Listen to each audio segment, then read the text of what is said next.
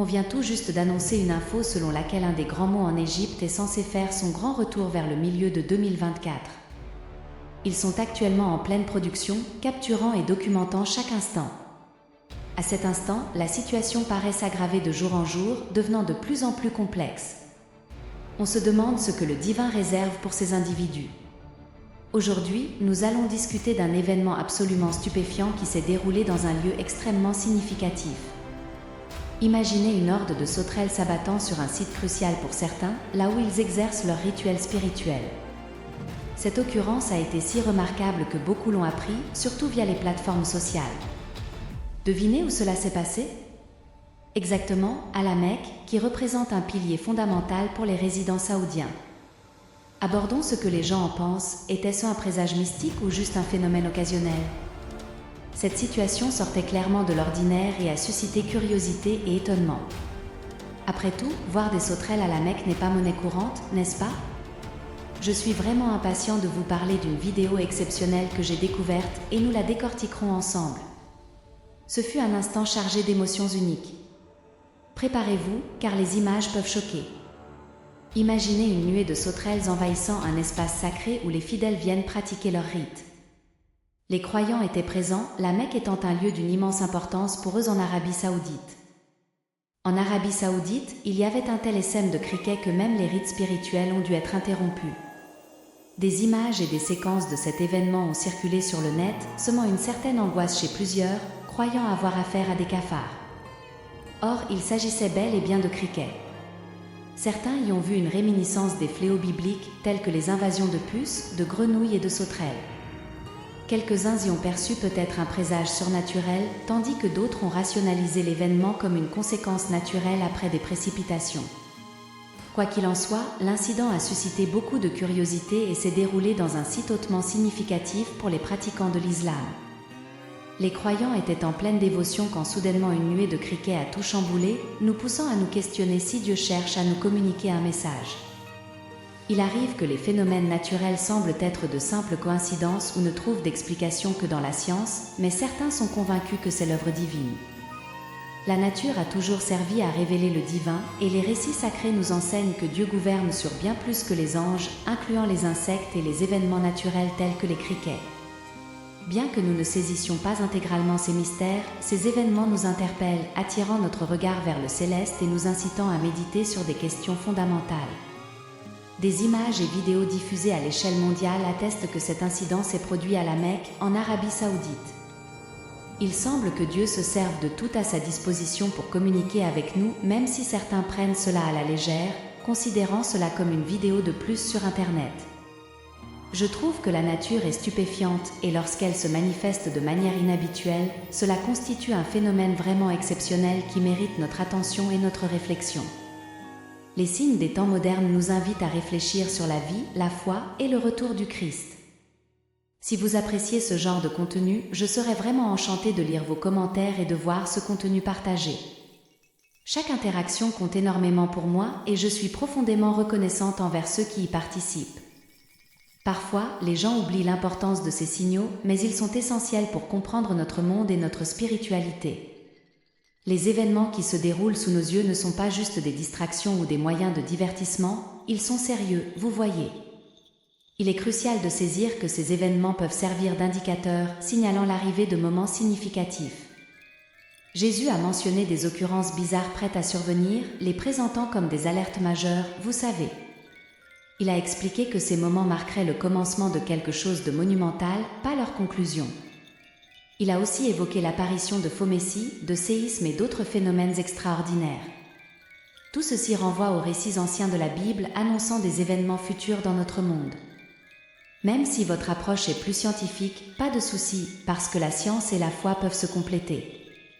Les écritures sacrées et les découvertes scientifiques s'entrecroisent parfois, révélant que les prophéties d'antan pourraient éclairer les événements actuels.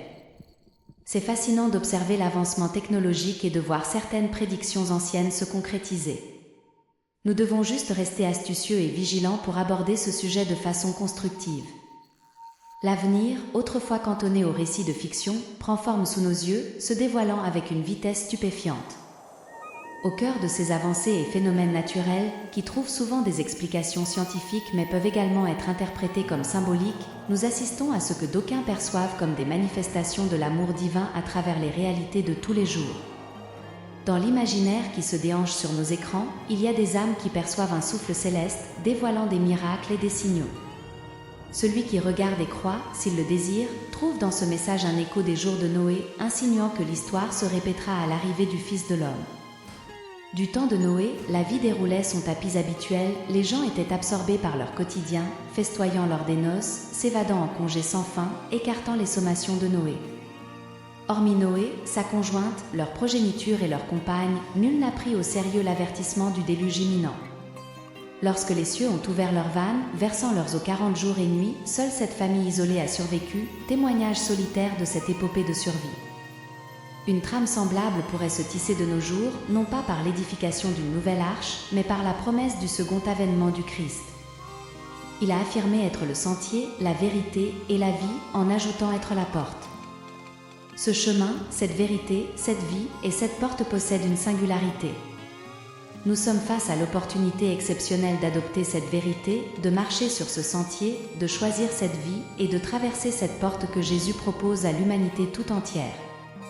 C'est une invitation à s'engager dans le voyage le plus intense et le plus transformateur que quiconque puisse entreprendre. Au milieu du tourbillon des innovations technologiques et des phénomènes naturels, qui, même s'ils trouvent des explications dans la science, ne sont pas de simples coïncidences, nous pouvons percevoir, à travers les images qui foisonnent quotidiennement sur nos écrans, les marques de l'attention de Dieu envers l'humanité. Comme si Dieu nous adressait un message subtil, nous offrant des signes et des preuves. Croire reste un choix, semble-t-il nous souffler. À l'instar de l'époque de Noé, la vie contemporaine poursuit sa cadence effrénée, avec des individus immergés dans leur routine, insensibles à tout avertissement. Comme Noé, seuls quelques-uns, ignorant les moqueries, lui, sa famille, ses enfants et leurs épouses, furent épargnés par le déluge qui dura 40 jours et nuits, et leur récit a traversé les âges. Si ce message vous a touché, n'hésitez pas à montrer votre soutien. Laisser un j'aime, s'abonner à notre chaîne et activer les notifications sont des actions simples qui nous soutiennent grandement. Votre interaction est vitale et appréciée. Supplique à Notre-Dame, un parcours de piété à travers les instants divins de son existence. Supplique à Notre-Dame, c'est un périple de piété parcourant les instants divins de son existence. Ô Marie, Mère chérie et bénie de grâce, nous nous adressons à toi avec une âme emplie de piété et de modestie. Toi, l'élu pour devenir la mère du Rédempteur, écoute nos suppliques et plaide pour nous auprès du trône céleste. Dans tes étreintes, nous découvrons un havre et du réconfort, nous plaçant sous ta bienveillance pour nous orienter sur les sentiers de la croyance et de la moralité. Dans la première partie, nous méditons sur ta glorieuse annonciation, quand l'ange Gabriel t'a transmis la nouvelle céleste, proclamant l'arrivée du Fils de Dieu. Avec humilité, tu as embrassé le plan divin, devenant ainsi le sanctuaire de l'incarnation de la parole. Marie, enseigne-nous à recevoir les desseins de l'Éternel avec un esprit ouvert et docile. Dans le second volet, nous considérons ta visite à Bethléem où, dans la simplicité d'une étable, tu as donné naissance au Sauveur. Cette étable est devenue le berceau de l'espoir pour l'humanité. Inspire-nous à voir la splendeur dans la simplicité de l'existence et à accueillir le Christ dans nos vies. Au troisième moment, nous nous rappelons de ta vie à Nazareth où, aux côtés de Saint Joseph, tu as pris soin et élevé le jeune Jésus. Que le quotidien de votre sainte famille serve de modèle pour toutes les maisons. Protège nos familles, chère Mère, en consolidant les liens d'affection et d'entente. Dans la 4e section, nous contemplons ta présence durant la mission de Jésus, des noces de Cana jusqu'au Golgotha. Tu as été une fidèle compagne, partageant les bonheurs et les peines avec ton Fils.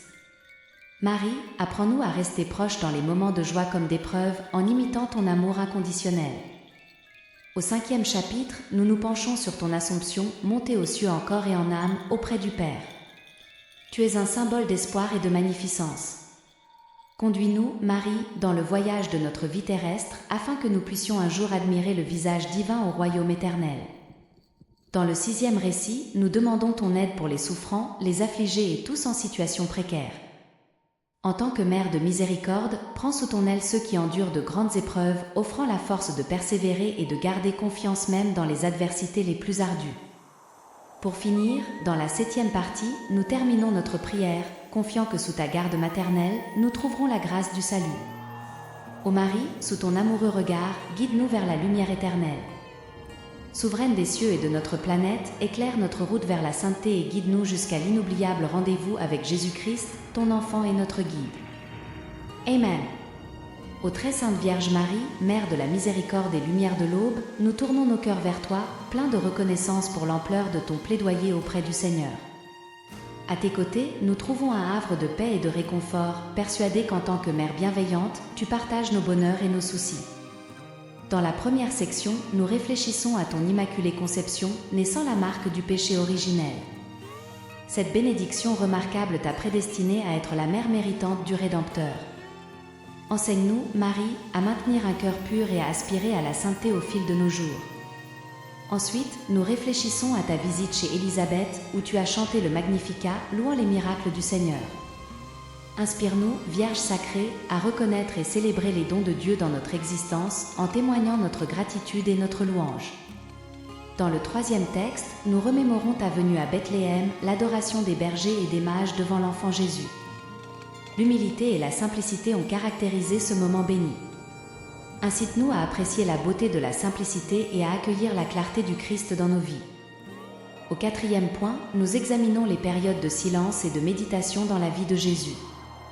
Toi, qui as conservé ces souvenirs dans ton cœur, montre-nous comment pratiquer la prière et la méditation sur la parole de Dieu, afin de trouver la paix dans ton sillage, malgré le chaos mondain.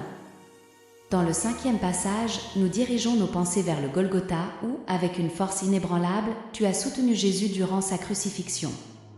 Sous la croix, tu es devenue notre mère à tous. Aide-nous à porter nos propres croix avec conviction et endurance. Dans le sixième, nous contemplons ta présence au Cénacle, attendant l'arrivée du Saint-Esprit sur les apôtres. En tant que mère de l'Église, tu continues d'intercéder pour les croyants, nous orientant vers les bienfaits de l'Esprit. Renouvelle en nous le désir d'être des témoins de l'Évangile. Pour conclure, dans notre prière finale, nous sommes confiants qu'avec ton soutien maternel, nous accéderons à la grâce du salut. Ô Marie, Reine des anges et asile des pécheurs, accueille nos prières et mène-nous à cette rencontre éternelle avec Jésus-Christ, notre Seigneur. Amen.